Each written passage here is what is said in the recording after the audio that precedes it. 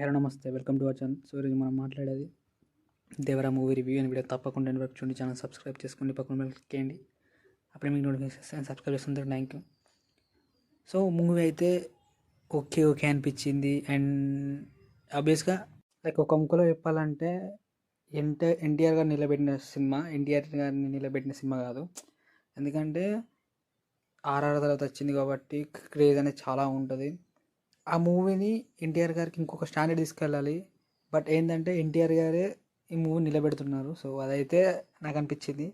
And VFX పరంగా కానీ and writing పరంగా కానీ చాలా చాలా వీక్గా ఉన్నాయి. సో తెలిసిపోతుంది అది గ్రీన్ స్క్రీన్ అని.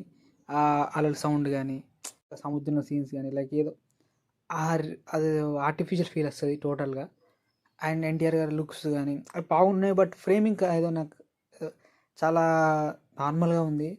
అండ్ విలన్ రోల్ కూడా పెద్దగా ఏం లేదు అసలు. ఒక హై ఇచ్చే మూమెంట్ అయితే నాకు ఒక్కటే అనిపించలేదు. అండ్ ఇంటర్వెల్ ఫైట్ కొంచెం పర్లేదు అనిపించింది. అండ్ లాస్ట్లో ట్విస్ట్ అనేది చాలా ఎక్స్పెక్ట్ చేసేసాను. అండ్ పార్ట్ 2 గురించి పెద్దగా కనుక్కోవడానికి ఏం లేదు. ఫస్ట్ పార్ట్లోనే కరెక్ట్ తీయచ్చు. సో లాగ్ అంతా తీసేస్తే చాలా ఉంటుంది. అండ్ హీరోయిన్ రోల్ అయితే వేస్టెడ్ అని చెప్పచ్చు.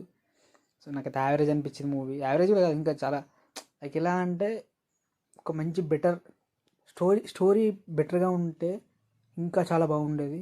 అండ్ విఎఫ్ఎక్స్ పరంగా కానీ దాని పరంగా. అండ్ బీజిఎం అయితే పెద్దగా ఏదో అనిరుద్ అయితే బెస్ట్ అయితే ఇవ్వలేదు. సో పర్లేదు అనిపించింది. అండ్ కోడా శివ గారికి చెప్తున్న, ఎన్టీఆర్ లేకపోతే అదే సినిమా ఆశ్చర్య కంటే 10 times చాలా దారుణంగా ఉంటుంది. సో ఎన్టీఆర్ గారు ఉన్నారు కాబట్టి ఆయనే నిలబెడుతున్నాడు మూవీ. సో ఆర్ఆర్ తర్వాత ఆయనకున్న స్టామినా కానీ అది మళ్ళీ ప్రూవ్ అయింది ఫస్ట్ డే కలెక్షన్స్ వస్తే. సో మీకు ఎలా అనిపించింది దేవరా మూవీ? తప్పకుండా కామెంట్ చేయండి, ఛానల్ సబ్స్క్రైబ్ చేసుకోండి. Thank you for watching video.